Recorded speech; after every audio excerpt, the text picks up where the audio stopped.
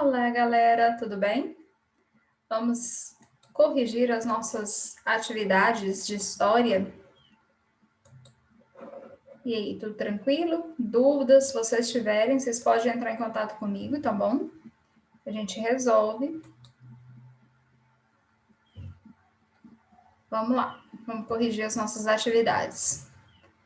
Vamos fazer um pequeno resumo aqui, um breve histórico aqui nesse mapa conceitual. 15 de novembro de 1889, nós temos o quê? A Proclamação da República, certo? Vou pegar uma coisinha aqui para a gente nortear a nossa leitura. Então, em 1889, precisamente no dia 15 de novembro de 1889, nós temos a Proclamação da República e se inicia, então, o período da República no nosso território brasileiro, no Brasil. De 1889 a 1930, nós temos a República Velha, certo? A República, então, ela é conhecida como República Velha. É marcada pelas oligarquias, que são grupos, vamos dizer assim, uma minoria que tem um poder sobre a maioria, ok? É marcada pela República da Espada, por vários momentos que acontecem nesse período.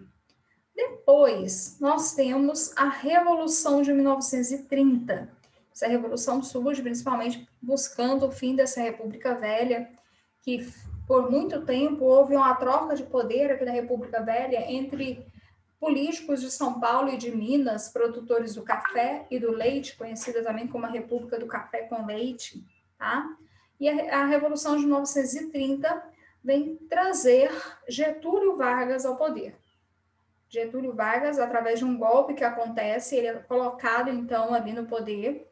A princípio, seria um governo de 1 ano apenas, mas Getúlio permaneceu por uns 2 períodos, por 2 mandatos consecutivos, depois ele volta mais para frente, tá? Então, ele fica conhecido como a Era Vargas, de 1930 a 1945. Em 1945, nós temos o final da Segunda Guerra Mundial. Marca, então, um final pacífico da Era Vargas também, tá? A Era Vargas também tem um fim aqui nesse período aqui. Então, nós temos a República Populista, de 1945 a 1964, nós temos uma república de governantes populistas. O que é populista? Aquele governante que conquista o povo, que faz o governo para conquistar o povo. Em 1964, nós temos a ditadura militar. Justamente quando começa a haver, pairar sobre o mundo, né, o perigo do comunismo, o medo do sistema comunista, das influências comunistas sobre os governantes. Então, a ditadura militar tem seu início em 1964. Novamente, um golpe militar tira João Goulart do poder, que era o presidente nesse período, que era um presidente simpatizante das ideias comunistas, tá certo?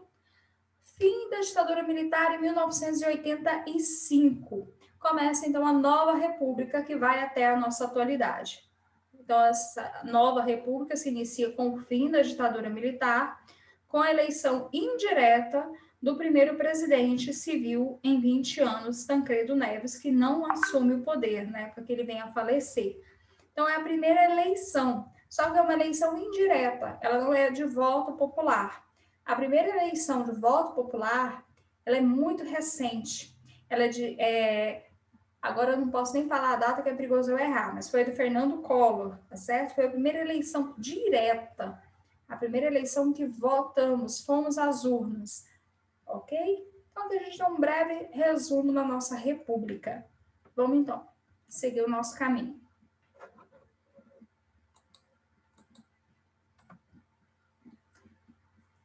A Primeira República, já veio marcada aqui. A Primeira República foi iniciada com a proclamação da República e ficou marcada pelo predomínio das oligarquias na política nacional, que é aquele revezamento entre o estado de São Paulo e Minas, que eram oligarquias, um grupo dominante sobre os demais.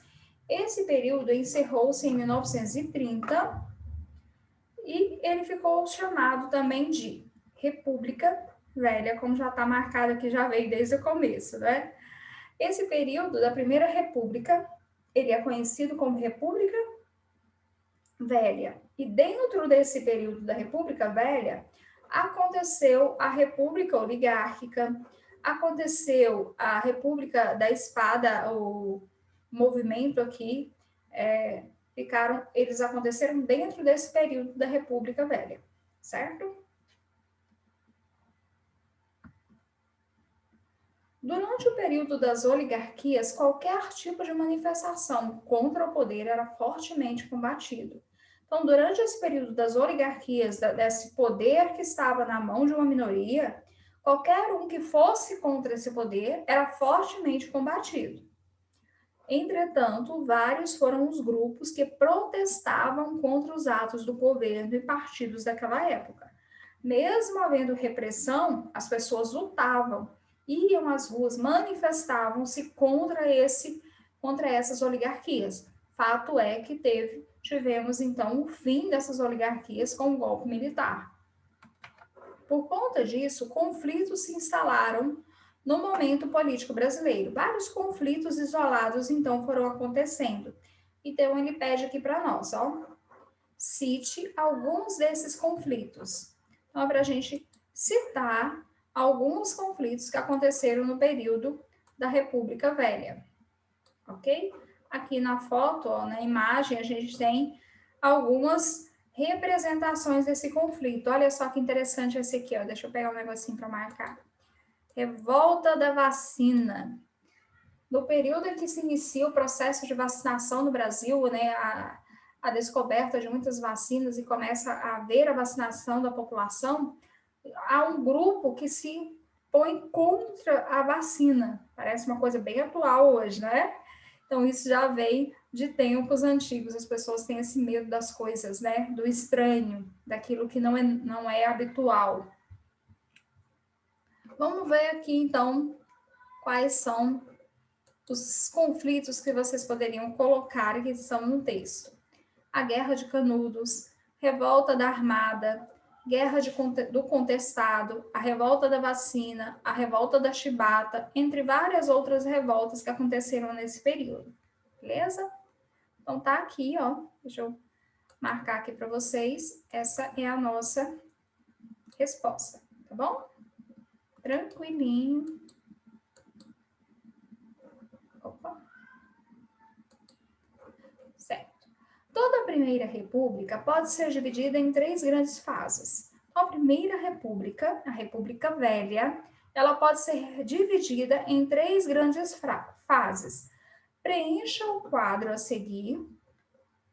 O que consistia em cada uma dessas fases, o período e as principais características. Então, quando aconteceu essas fases, né?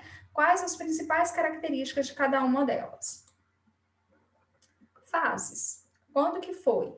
A consolidação, que aconteceu de 1889 a 1898, a consolidação da República, tá certo?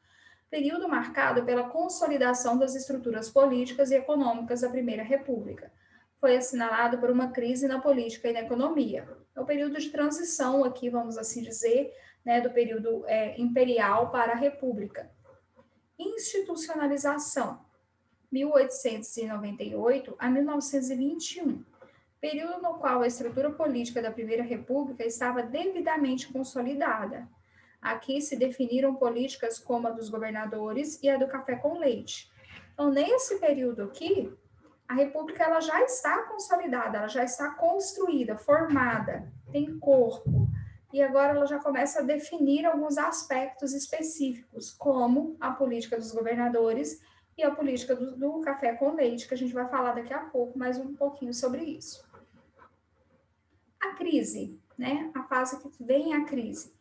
De 1921 a 1930, a República Velha entra numa fase em que ela entra em declínio. Por quê? Período no qual as estruturas políticas da Primeira República entram em crise por conta da incorporação de novos atores na política brasileira. Conflitos entre as oligarquias também contribuíram para o fim da Primeira República. Então começam a surgir novas opiniões, novos indivíduos que não se encaixavam esse revezamento dessa política do café com leite, por exemplo, tá? Então, essa República Velha então entra em crise. Então, são as principais fases da República Velha. A sua consolidação, vou pegar aqui, a sua consolidação, período de formação, de estruturação, a sua institucionalização e um período em que começam a surgir, né, as grandes figuras desse período, que são a política dos governadores e a política do café com leite, e a fase da sua crise, tá? É um período que essa república começa, então, a desmoronar. Ok, tranquilo? Vamos embora. Continuar, né? Opa, volta lá. Aí.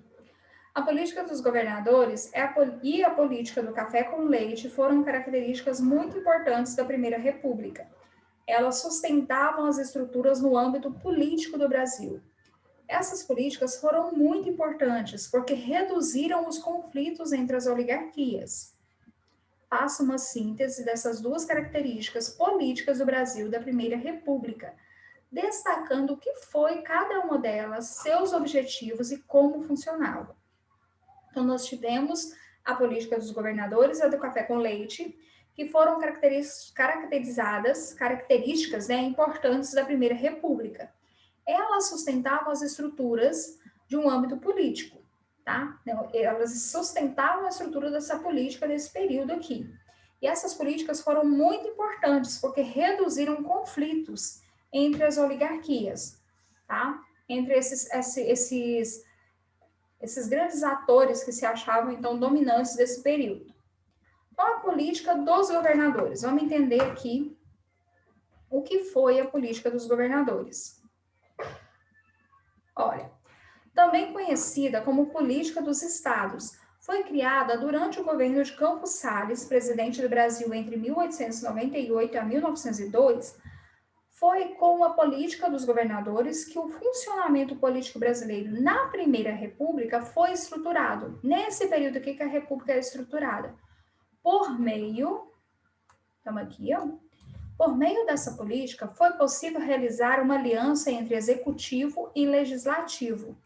Seus objetivos podem ser assim resumidos: reduzir ao máximo as disputas políticas no âmbito de cada estado, prestigiando os grupos mais fortes, chegar a um acordo básico entre a União e os estados, por fim à hostilidade existente entre executivo e legislativo, domesticando a escolha dos deputados. Na prática, essa política funcionava da seguinte maneira: o governo federal daria apoio à oligarquia mais poderosa de cada estado. Em cada estado, nós teríamos, por exemplo, aqui no estado de Goiás, os Caiado, certo? Era uma família com grande poder e grande influência. Então, o estado apoiava politicamente eles. E em troca, só para vocês entenderem, tá? Em troca, o governo exigia que cada oligarquia apoiasse as propostas do governo federal no legislativo. Então, há um acordo entre o executivo, aqueles que executam, e aqueles que vão legislar e formar as leis. Então, esse acordo entre o governo federal que fazia com os governadores, tá certo?